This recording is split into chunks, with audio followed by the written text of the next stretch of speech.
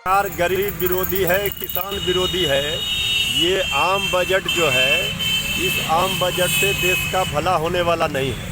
नमस्कार, news for nation देख रहे हैं आप और मैं हूं शुभे आपके साथ। आज देशवासियों के लिए बेहद अहम दिन था। आम बजट की घोषणा वित्त मंत्री निर्मला सीतारमण की तरफ से की गई। इस दौरान कई सारी बातों की घोषणाएं की गई, लेकिन अब इसको लेकर बिहार में सियासत गर्मा उठी है। आपको बता दें कि बिहार के सियासी गलियारों में अब आम बजट को लेकर खूब चर्चा हो रही है। विपक्ष की तरफ से ये कहा जा रहा है कि ये बजट कहीं से भी गरीबों के लिए या आम जनता के लिए इसमें कोई भी फायदे वाली बात नहीं है। यहाँ तक कि ये भी कहा जा रहा है कि ये बजट सिर्फ और सिर्फ उद्योगपतियों के लिए है, पूंजीपतियों के लिए है और बिहार की जनता या फिर आम जनता को इससे कोई भी फायदा नहीं होगा।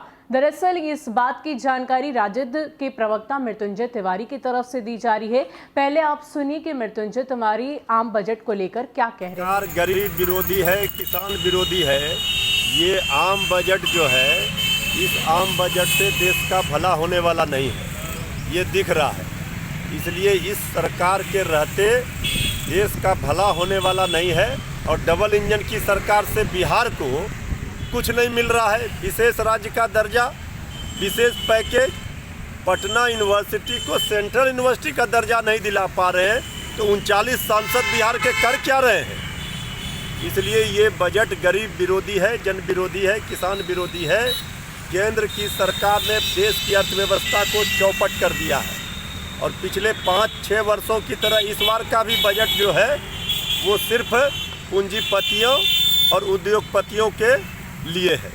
लेकिन इन सब के बीच अब जदयू के प्रवक्ता राजीव रंजन ने भी अपना बयान जारी करते हुए ये कह दिया है कि कहीं ना कहीं ये जो आम बजट है वो केंद्र सरकार की तरफ से लोगों के हित में ही पेश किया गया है। इतना ही नहीं, उन्होंने साफ कहा कि जिस तरीके से स्वास्थ्य को लेकर वित्त मंत्री सीतारमण ने ऐलान किया है, इससे सीधा फायदा देशवासियों को होगा और उनकी तमाम सुविधाओं को ध्यान में रखते हुए ये आम बजट पेश किया गया है।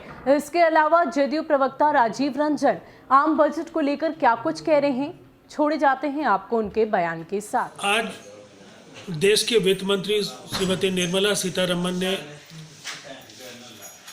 बजट के जरिए देश में